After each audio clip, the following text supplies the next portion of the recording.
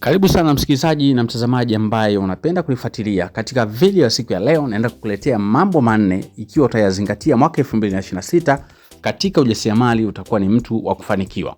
Lakini awali ya yote nimekuandalia vitabu vitatu ambavyo vina uwezo wa kujengea wewe uwezo wa kuzalisha bidhaa mbalimbali popote ulipo pale. Kitabu cha kwanza nimeandaa kitabu kinaitwa Miliki Kiwanda Chako. Kitabu cha pili kinaitwa Ujasiriamali ni Ajira. Kitabu cha tatu na cha mwisho kinaitwa Nguvu ya Maamuzi Maishani. Kwa hiyo twende pamoja. Ikiwa utahitaji huduma yangu ya madarasa au huduma ya vitabu vyangu vya ujasiriamali, basi usisite utanitext kupitia WhatsApp namba 0783500971.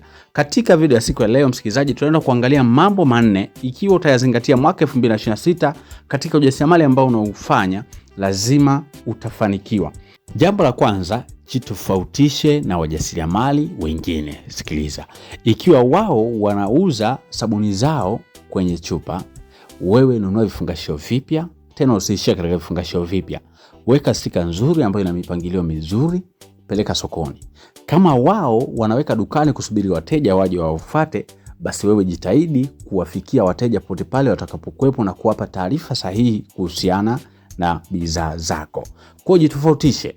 Kama wao hawatoi ofa mwisho wa mwezi au mwanzo wa mwezi au katikati ya mwaka au mwisho wa mwaka mwanzo wa mwaka, basi wewe weka utaratibu wa kutoa ofa kwa wale wateja wako. Yamkini ndani ya mwaka wamechukua sabuni idadi kadhaa, wape ofa ili waendelee kuwa wateja wako. Kwa hiyo jitahidi sana katika kipengele cha kwanza, jitahidi sana kujitofautisha na wajasiriamali wengine. Hili jambo moja hapo ambalo linaweza likakusababisha wewe pia ukafikia ndoto zako kirahisi. Jambo la pili, jitabirie mambo makubwa. Sikiliza, hata kama umeanza katika udogo leo, umeanza na shilingi 30, inawezekana. Nataka nikutie moyo leo, inawezekana ukaanza na shilingi 30, lakini next time kadiri siku zinavyozidi kwenda, boresha bidhaa yako. Kila faida ambayo unaipata unaigawanya, nyingine unaweka katika upande wa faida wa akiba, lakini nyingine pia faida unaongeza katika upande wa mtaji, kiasi kingine kidogo pia unaongeza katika kuboresha bidhaa zako. Kama leo basi bidhaa yako ilikuwa ina lebo, mwezi unaofuata wateja wako waone kwamba kuna vitu ambavyo vina advance katika product yako. Wateja wengi wanapenda hivyo zaidi. Kwa hiyo jitahidi sana katika hicho kipengele cha kujitabiria mambo makubwa, usibaki pale ulipo. Usitake kila mtu akuelewe. Watu wengi au jamii ya watu wengi wanapenda sana kile ambacho wanakifanya. Watu wao wanafurahia, wao wanashangilia, watu wao wanakubali kwamba nataka kufanya hiki, kila mtu atakusupport. Sikiliza my friend, katika mafanikio haipo namna hiyo. Katika mafanikio kuna vita kubwa sana ambayo kila mtu huwa anaipitia kulingana na ukubwa wa kile alichokibeba katika ufahamu wake. Kwa hiyo katika mafanikio utashangaa wengi wanakubeza, wengi wanakupinga, wengi wanakutema mate, lakini focus, kwa sababu wewe ndo umebeba ule uhalisia wa wewe unataka kuwa nani kesho yako. Kwa hiyo zingatia sana hili jambo. Usitake kila mtu akuelewe ndio uanze, hapana.